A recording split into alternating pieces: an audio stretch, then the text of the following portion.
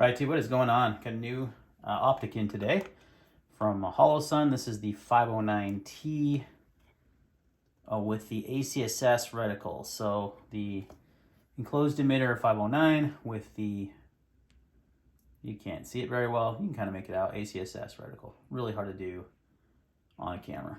So, very stoked about this one. Just got in today. They came back in stock.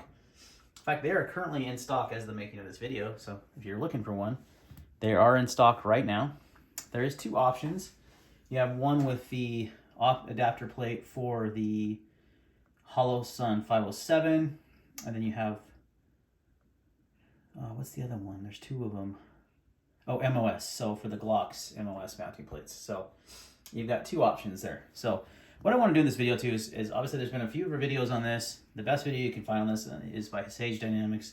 He puts these optics through the ringer.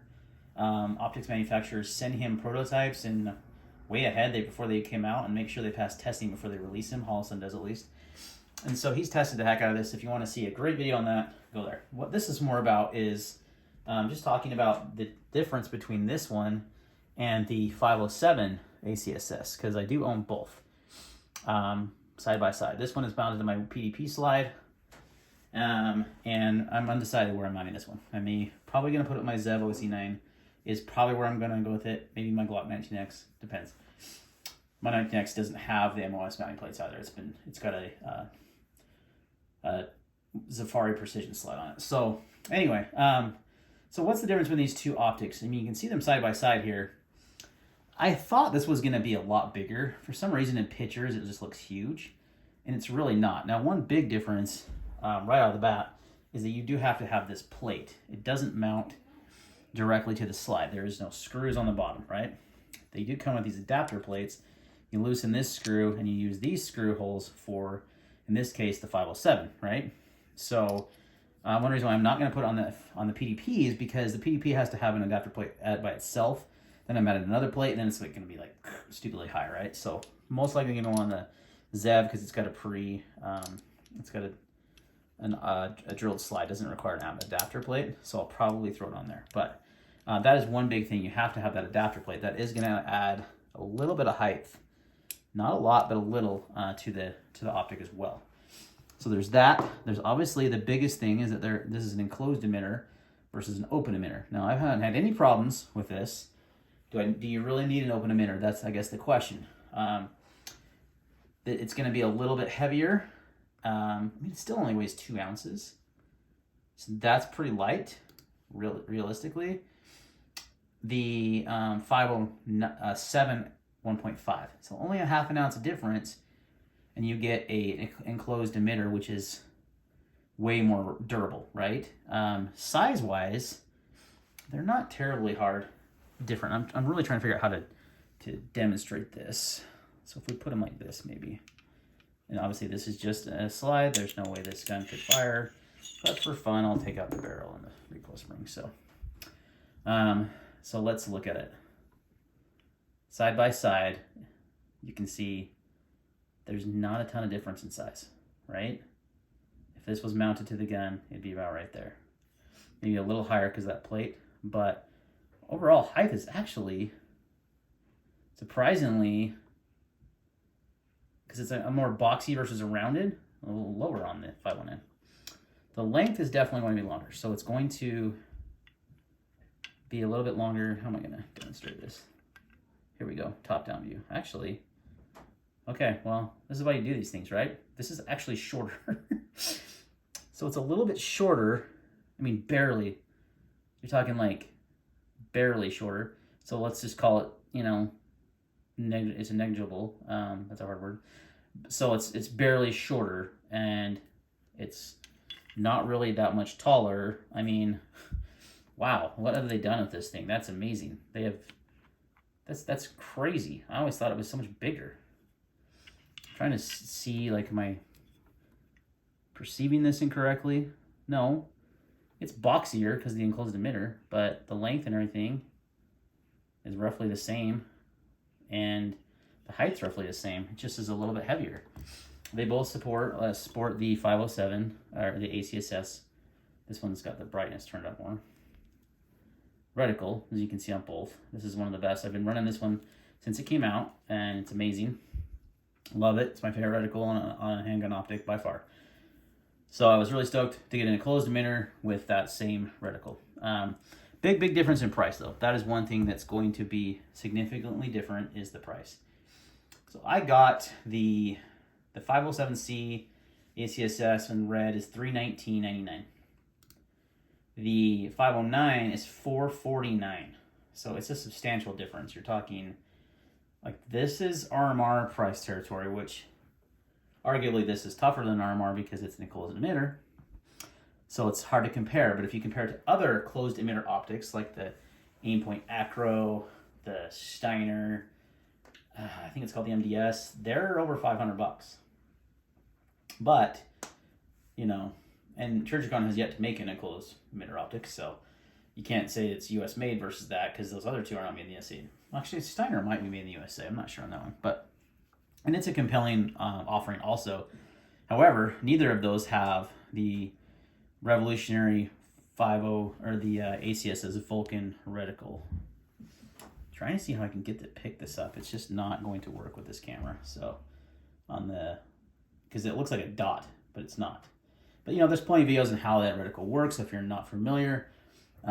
Primary Arms has some great ones. I actually did one initially on this too, so if you want to check out that video, I could link it. But I wanted just really to compare these differences between these two because I just got this in. Now I didn't pay $449. I got it for, I think, under $500 under $400. It was like, because they had the 12% off sale, which they do frequently, and they are in stock, but the sale is not currently going, so you're going to pay the full $449. But keep an eye out when they do those sales. That's why I jumped on it, because it was on sale and in stock. So had to get one. But just want to do some comparisons. I'm probably just going to mount this up on the ZEV, like I mentioned, and yeah, take it from there.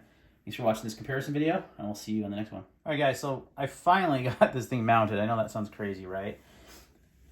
Here's what happened is the 509T ACSS, this is on the PDP, and I've got the adapter plate you have to use for the PDP. This is the one for the RMR. And then Holosun, Holosun Prime Arms, they give you an adapter plate to run this on the RMR. So you're essentially running two adapter plates to get this mounted. The result is not ideal, in my opinion. It sits really high. You're making your backup irons pretty much useless, which isn't a huge deal at the end of the day because this isn't a closed emitter optic. Should be very durable. But the issue is mounting. I tried to mount it on 3 different guns. I tried it on the ZEV OZ9 and my Glock 19X. Now, the 19X has an aftermarket slide. I think it's Safari Precision. And the screws just don't work. Like, the screws that Holosun provides are way too big. As far as diameter thick, they're too thick for the ZEV and the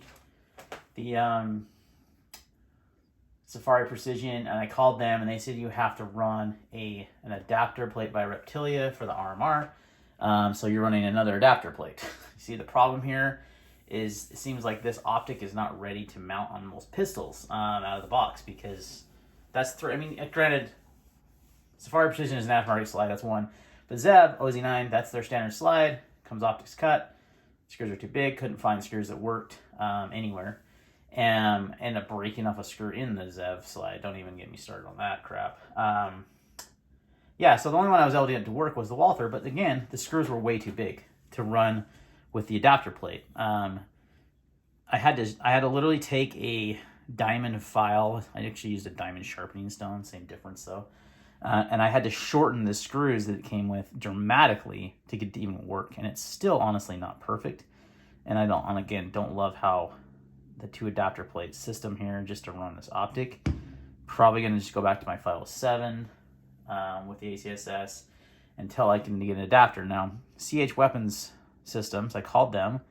They said their adapter plate for the 509 does not work for this 509 because it's a little bit longer, or it's just different diameters. So they are adapting a plate for it, but it's going to be a minute because they just worked on the MPS plates, the Steiner MPS. So yeah, all these cool, closed emitter optics, the only one I think that can actually really mount right now is easily anyway is the Acro P2, and that's insanely hard to find. So it's like I don't know. This is an ideal. I haven't even shot like this. I have a feeling it's not going to hold up very well because just too many screws aren't long enough, not enough thread engagement, the 2 adapter plates. I just don't feel like it's gonna work. I'm gonna try it. This is a gun I carry regularly. I don't have to though, so I'm just gonna carry my 365 XL, the Spectre Comp. That's what I usually carry anyway, until I know this is 100% reliable. I have a feeling it's not going to be, and I'm going to have to wait until C&H comes out with their own adapter plate for the PDP.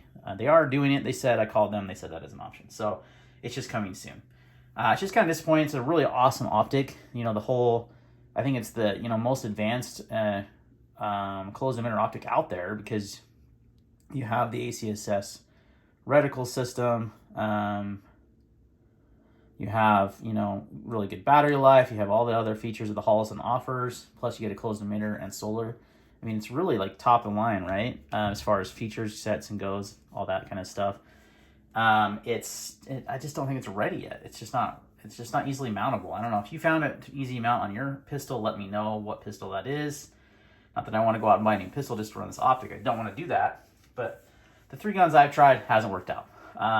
Primary Arms did say that they are kind of aware of this, and they're looking at maybe like different solutions as far as including what screws to include, but that's a lot of work for them to figure that out, because there's so much variation and different slides and optics cuts and all that. So yeah, anyway guys, just want to give you an update on that. I'm just going to include this in the actual review video of this, and then I'm going to do a follow-up review once I have a chance to shoot it, see how it works out. Thanks for watching, and we will see you next time.